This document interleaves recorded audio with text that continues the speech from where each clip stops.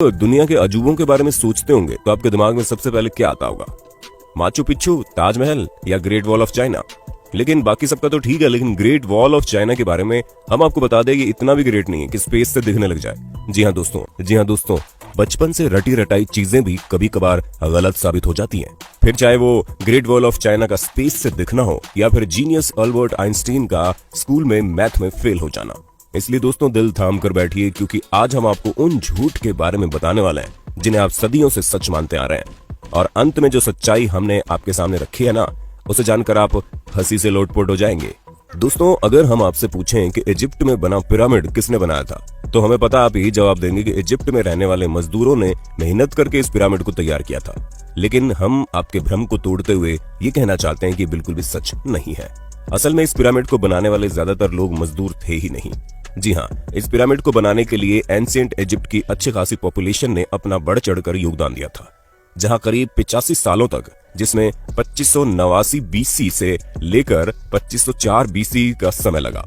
और इतने समय के अंतराल में इजिप्ट के रहने वाले लोगों ने अपना खून पसीना करके इस पिरामिड को तैयार किया था, ताकि वो अपने नेशनल आइकॉन को खड़ा कर सके। ऐसे में जो लोग इतने बड़े बड़े पत्थरों को नहीं उठा सकते थे, उन्होंने यहाँ पर काम करने वाले लोगों के लिए खाना, रहने और बाकी चीजों की व्यवस्था की। यानी कि हर इंसान ने अपने लेवल का काम किया, जिसमें कुछ लोग सिक्योरिटी के लिए काम करते थे, तो कुछ लोग भारी भरकम पत्थरों को जुटाने के लिए दूर दराज इलाकों में चले जाते थे, ताकि वो अपने नेशनल आइकॉन को खड़ा कर सके। ऐसे में दोस्तों उनकी मेहनत रंग लाई और ये पिरामिड वाकई में दुनिया भर में जाना जाता है। चलिए दोस्तों, अब आपके सबसे फेवरेट माइकल जैक्सन की बात करते हैं, क्योंकि इस बात से कोई इनकार नहीं कर सकता कि माइकल जैक्सन ने पॉप म्यूजिक में एक अलग ही मुकाम हासिल किया था, जहाँ ये सिंगर के साथ साथ एक बेहतरीन डांसर भी थे और इनके डांस मूव तो वाकई माशाल्लाह थे। ऐसे में उनका मून वॉक करने का जो स्टाइल था वो लोगों में बड़ा फेमस हुआ। पर अफसोस दोस्तों, आपको जानकर हैरानी होगी कि इस मून वॉक को माइकल जैक्सन ने इवेंट नहीं किया था। हालांकि उन्होंने इसे सबसे पहले 1983 में परफॉर्म किया था। पर दोस्तों, असल में माइकल जैक्सन ने ये मून वॉक कैस्पर कैंडिडेट और कूली जैक्सन से सीखा था, जिन्होंने 1970 में इसे परफॉर्म कर दिया था। वहीं मार्शल मार्कियो ने भी इस मून वॉक को माइकल जैक्सन से पहले परफॉर्म कर दिया था, और इन सभी लोगों से पहले बिल बैले नाम के टैप डांसर ने भी इसे परफॉर्म किया था। ऐसे में ये बता पाना मुश्किल है कि इस मून वॉक को किसने इन्वेंट किया, लेकिन वो शख्स माइकल जैक्सन तो नहीं है। अब आप एक और सिर घुमा देने वाली बात सुनिए, क्योंकि आप लोगों ने कार्बन डेटिंग का नाम तो सुना ही होगा। अरे नहीं दोस्तों, ये टिंडर में राइट लेफ्ट स्वाइप करने वाली डेटिंग नहीं है, बल्कि एक ऐसा मेथड है जिसके जरिए एटमॉस्फेयर में कार्बन डाइऑक्साइड के चेंज होने पर चीजों की असली उम्र बताई जा सकती है। ऐसे में आर्कियोलॉजिस्ट कार्बन डेटिंग का इस्तेमाल करके ये पता लगाते हैं कि उनके द्वारा खोजी गई चीजें कितनी पुरानी है, और इसी वजह से हम भी आपको जितनी भी चीजों की जानकारी देते हैं उनकी उम्र कार्बन डेटिंग के हिसाब से होती है। और विलर्ड लिबी नाम के जिस प्रोफेसर ने कार्बन डेट्स का पता लगाया था, और इस काम के लिए उन्हें नोबेल प्राइज भी मिला था। लेकिन दोस्तों दिल थाम लीजिए, क्योंकि हम आपको बता दें कि कार्बन डेटिंग के जरिए चीजों की असली उम्र पता लगाना बहुत मुश्किल है।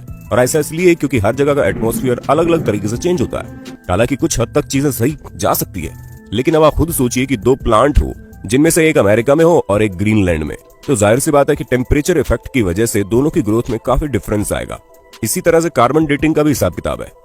अब चलिए दोस्तों, आपको एक और मिथ बस्टर स्टोरी सुनाते हैं, जो किसी और की नहीं बल्कि लॉक नेस मॉन्स्टर की फेक फोटो स्टोरी है।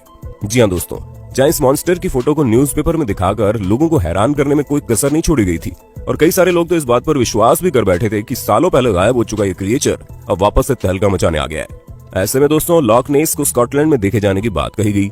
इस तस्वीर को सबसे पहले रॉबर्ट केनेथ विल्सन ने 1934 में लोगों के सामने रखा, और करीब 60 सालों तक इनकी ली गई इस तस्वीर को सच्चा समझा जा रहा था। लेकिन वो कहते हैं ना कि झूठ के दिन 4, सच चले 1000 साल।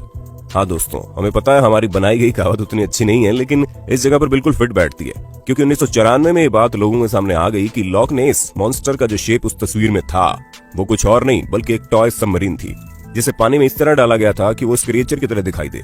और ऐसा मर्म्यूडेक नाम के जर्नलिस्ट ने किया था, ताकि वो अपने न्यूज़पेपर से बदला ले सके, क्योंकि उनके न्यूज़पेपर ने लॉक नेस मॉन्स्टर के बारे में छापने की वजह से उन्हें बातें सुना दी थी, और इसी वजह से उन्होंने इतनी बड़ी कहानी रची जिसके चंगुल में दुनिया करीब 60 सालों तक थी। दोस्तों जब आप दुनिया के अजूबों के बारे में सोचते होंगे तो आपके दिमाग में सबसे पहले क्या आता होगा? माचू पिच्चू, ताजमहल या ग्रेट वॉल ऑफ चाइना? लेकिन बाकी सबका तो ठीक है, लेकिन ग्रेट वॉल ऑफ चाइना के बारे में हम आपको बता दें कि इतना भी ग्रेट नहीं है कि स्पेस से दिखने लग जाए। जी हाँ दोस्तों, क्योंकि सच्चाई तो यह है कि ये इतना बड़ा भी नहीं है कि इसे हमारे एटमॉस्फेयर के बाहर किसी भी जगह से देखा जा सके, फिर चाहे वो मून ही क्यों ना हो, जो हमारे सबसे करीब है।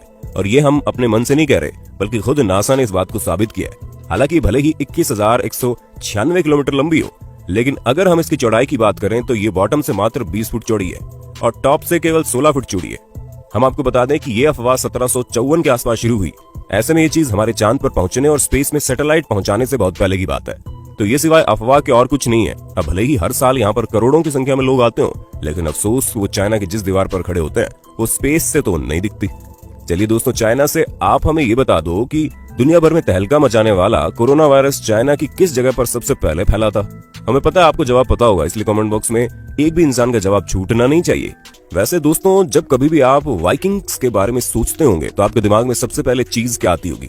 हमें पता है ज्यादातर लोगों को बड़े से जहाज का साइज और सींग निकले हुए हेलमेट याद आते होंगे, पर हम आपको बता दें ये दोनों ही चीजें झूठी हैं, जो कि हमारी मेन स्ट्रीम मीडिया द्वारा हमारे दिमाग में डाली गई। असल में कई सारे हिस्टोरियंस को वाइकिंग्स के समय के टूल्स मिले हैं, जिनमें से एक भी हेलमेट ऐसा नहीं मिला जिसमें सींग लगे हों। हालांकि माना जा सकता है कि वो लोग लड़ते टाइम खुद को बचाने के लिए हेलमेट का यूज करते होंगे, लेकिन इसका मतलब ये नहीं है कि उनके हेलमेट में ही डायरेक्ट सींग लगे हों। दोस्तों, ये जो अफवाह है ये तब से फैलनी शुरू हुई जब गुस्ताव मालस्ट्रोम नाम के आर्टिस्ट ने अपने आर्ट में वाइकिंग्स के हेलमेट में सींग लगा दिए, और तभी से लोग ये समझने लगे कि उनके हेलमेट में सींग होते थे, जबकि ऐसा कुछ भी नहीं है।